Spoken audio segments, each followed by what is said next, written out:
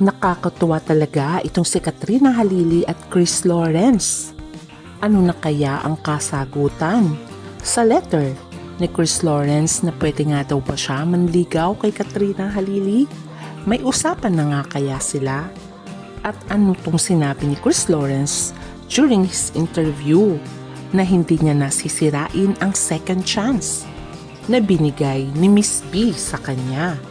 Ano kaya ito? Ating alamin.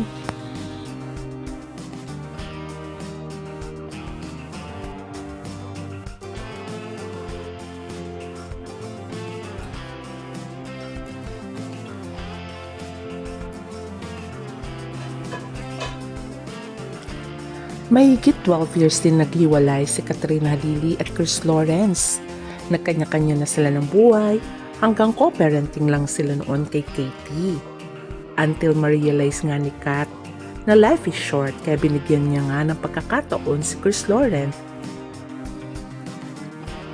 Pagkakataon na muling mabuo ang kanilang friendship alang-alang kay Katie. Kaya nga nung January ay nag-staycation sila at dito na nga nagsimula lahat. Kaya now ay nagiging mas mabuti silang magulang kay Katie. At the same time ang kanilang relasyon ay lalong tumitindi. At unti-unti nang bumabalik ang pagmamahalan nila sa isa't isa. Dumadami rin ang blessings nila. Kaya naman maraming fans ang nag-wish na sana magkabalikan na sila. Ano tong sinabi ni Chris Lawrence na second chance? Panoorin. You know, to Chick, just thank you. Thank you for siguro giving this another chance, whatever this is and whatever this will lead into. And just know that I'm here. I got you. We're taking this one step at a time, and just know that aalagaan ko tong second chance na to. Wait, guys. Is this like a confirmation, a semi-confirmation that you guys are trying it again? Giving it another As chance. another chance? Well, I mean, she said it herself, like the doors open, and we're not, honestly, like I said, we're the new persons, right? The new persons are still getting to know each other. I'm sure there's a lot of things. There's some things about me na hindi niya nagustuhan before. There's things about her na hindi ko nagustuhan before, and we're seeing kung natanggal yung mga yon if we matured to a new level. Hindi niya nasisirain and we're ang more second chance na compatible now, binigay ni right? Katrina Halili sa kanya. It seems like At it. sabi niya rin sa interview na lahat ay gagawin niya para nga magkaroon muli ng pagkakataon na mabuo ang kanilang pamilya ni Miss B. Kaya naman kahit nasa Amerika siya ay panay-panay ang kanilang video call. Kahit na malayo ay malapit din. Tulad nga ng kanyang kantang Mouths Don't Matter at makikita naman ang kasiyahan nila sa isa't isa pag magkausap.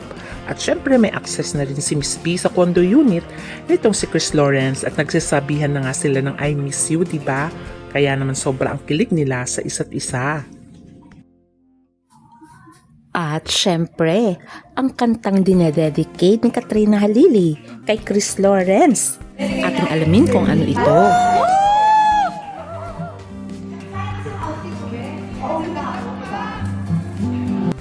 Siyempre, ang kantang kanyang dinededicate kay Chris Lawrence ay walang iba kundi ang kantang All My Life. At ang sabi nga sa kanta, All My Life, without a doubt, I give you all my life. Now and forever till the day I die, you and I will share. O diba ang sweet? At ayon pa nga sa kanta, all the things this changing world can offer.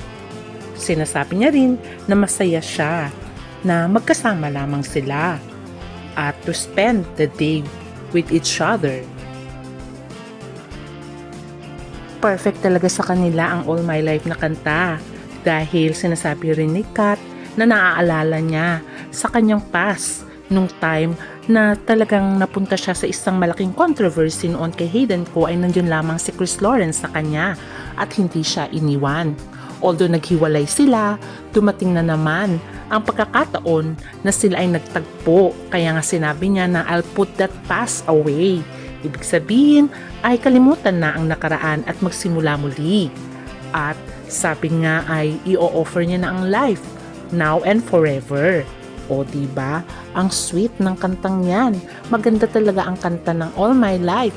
Lalong-lalo na pag ito ang kinanta mo during the wedding. Hindi kaya ito ang magiging wedding theme song nilang dalawa? Dahil tinadedicate na nga ni Miss B ang kantang ito kay Chris Lawrence. At syempre, meron pa silang isang favorite na kanta. Ito ay walang iba kundi I'll Grow Old With You. O di ba naman, ang mga kantang kanilang pinipili na ay nababagay na sa kanilang dalawa. At kulang na lang talaga ay kasalan na pwede nilang maging theme song sa kanilang wedding day. What do you think? Comment down. Tulad nga ng sinabi ni Chris Lawrence noon na one step at a time. Pero pag tinanong siya kung nakailang steps na siya, marami na daw steps.